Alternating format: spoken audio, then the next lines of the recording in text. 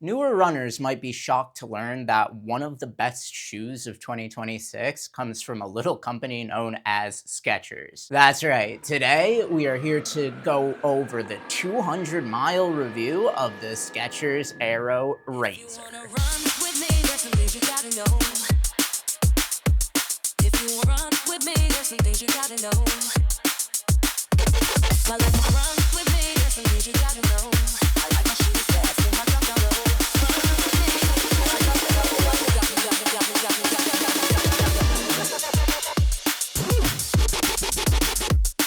I like run with All me. right, here we are with the Aero Razor. First, I'm going to give you an overview of today's run and what a run it was. It cooled down substantially the last couple of days, or really just today, and all of the smoke that was traveling in from Canadian wildfires has dissipated.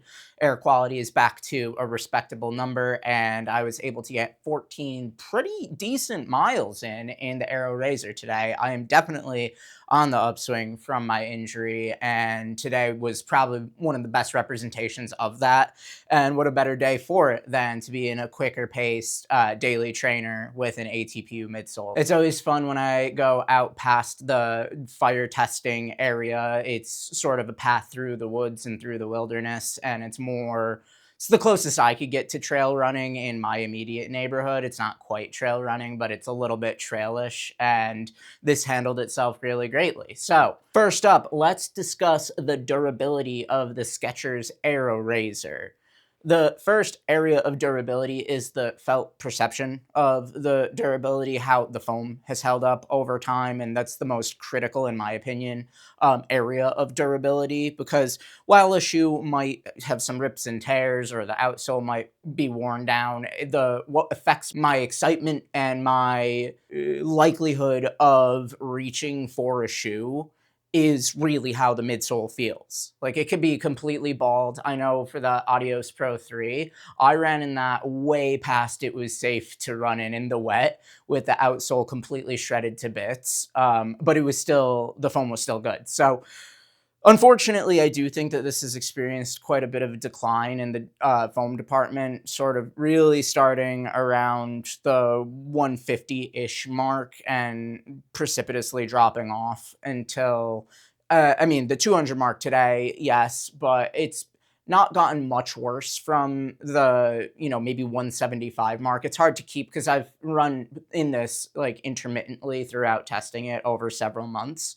So it's hard to know exactly when that started to become a little bit less bouncy and a little flatter feeling, but certainly it has over time. And I wouldn't say it's the steepest drop off in the world. And I would still say that this is a bit bouncier than your standard EVA or even than a supercritical EVA, but it's definitely lost some of its luster. Upper wise, obviously, this is a dirty mess. I've got it over winter or early spring, I guess, but I've had this for like 5 months now, and I guess yes, I had it during the winter, and it's a little dirty from the winter.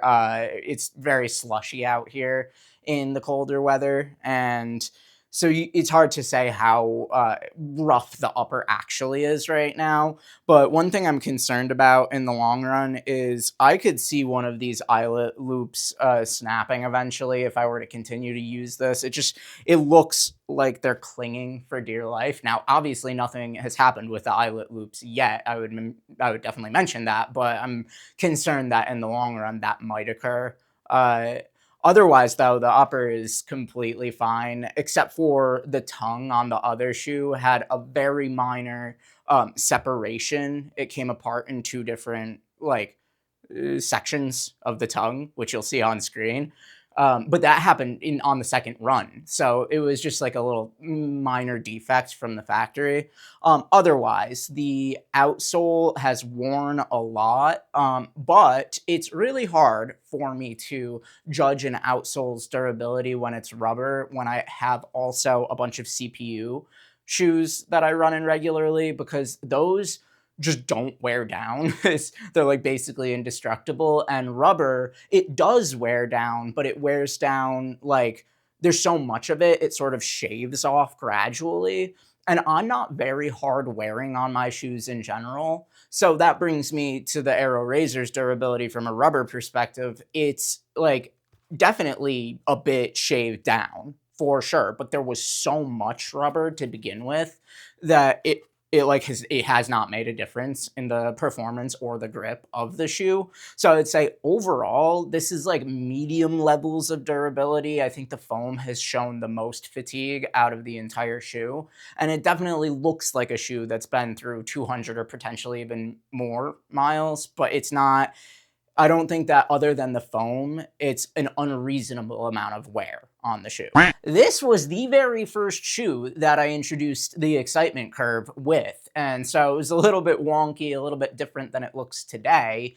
But from the initial to 100, I think I did the 100-mile review at 121 miles. For the pre-test, before I received the shoe, when I had just heard the news about the shoe, I was about 7.5 exciteds.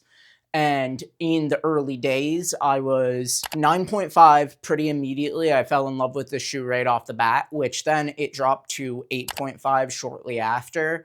And now into the 100 to 200 mile review, that continued to fall slightly to 7.5. And that's for the first part of the 100 to 200 miles. So about until 150, maybe 160 miles, my excitement had started to wane with this. And that's due to a beginning of a decline in the foam performance. I feel like this is definitely compressed a bit, as we touched on in the durability section. And it's not completely gone yet, but I feel like a little bit shallower of a response curve. Like it's not quite as responsive as it used to be. And then my excitement's dropped further to 6.5 in the 160 to 200 mile range, because that did continue to get flatter over time. And I wouldn't say that the shoe is dead per se, but I would be surprised if I took this to 300 miles based on how the foam has held up over these 200 miles. So now moving into the long-term review of the Skechers Aero Razor, this has been a shoe that's had some up and downs for me. There have been certain runs that I take this on that it feels a little bit too low or a little bit too firm or just a little maybe too aggressive. It's hard to put my finger on it because the stack is not actually that low. I think it's 36, 32, right? So it's really not that low of a shoe. Sometimes it feels a little bit lower to the ground than that. And I don't know exactly where I'm getting that sensation. Maybe it's the compression of the foam, and maybe it has compressed and has less foam total stack height wise, and there's less air within the foam, creating the sensation of a lower riding feel. Sometimes that feels fantastic. Like today, this was a great run in this shoe today. Like I was so appreciative of the Aero Razor. Just seems to work with my biomechanics so well. And that's what I've been saying from the get-go with this shoe, that it really works for me. And I've not changed my opinion on that.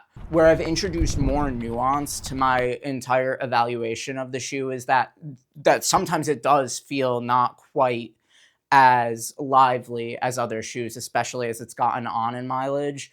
And it can feel a little bit lower to the ground. So if you're really beat up, if your legs are feeling really rough, this might not be the shoe for you. And obviously, you probably already know that because it is a lower and more speed-oriented daily trainer that won't be as protective as some of your more max stack super trainers. So it's in keeping with the shoe's character. It's just that sometimes I chose this shoe for runs that could have been better supported by a more recovery oriented shoe.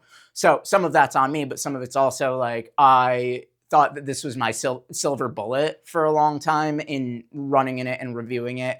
And I think over the course of 200 miles, it's shown some cracks in its armor.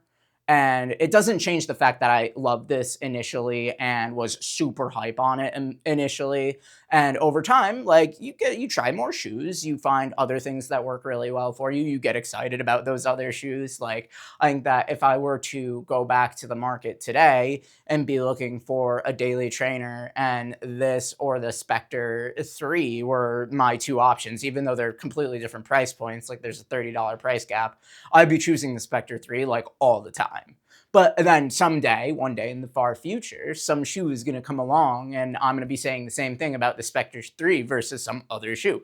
It's just the nature of the industry that we exist within. There's a new product, you get really excited about the new product, and the cycle continues. So I really love this shoe for quicker efforts. It is surprisingly competent at daily pace. Where it falls down for sure is those recovery or very slow efforts, or just when your legs hurt and you don't really want to be running. This is probably not the shoe that you want to be in.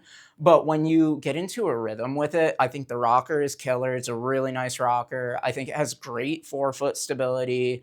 And in the long run, I do think the H plate in here might actually be doing something. I don't really think they need it, and I think that might be contributing to some of the lower stack feeling or some of the firmer feeling that I get on the days that I'm more beat up.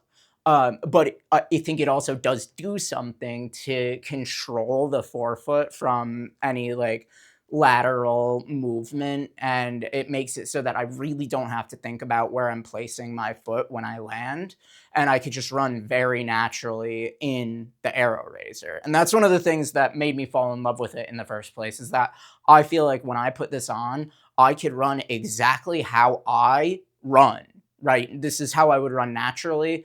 This is the closest to my natural biomechanics that a shoe has ever been aligned, which of course might not be true for everybody. And probably I have very uncommon biomechanics, given that I do land more forefoot, somewhat midfoot to forefoot, but more forefoot. And that's not the highest percentage of runners, but that's where this shoe just comes alive for me. And I've really enjoyed it. Overall, I think I could get another 50 to 100 miles out of it if I were pushing it. I might return to this at some point in the future if I have really fresh feeling legs and want to just rip in a non-plated shoe. And that's basically it. I appreciate all of your attention to the Skechers Aero Razor. And as always, stay in motion.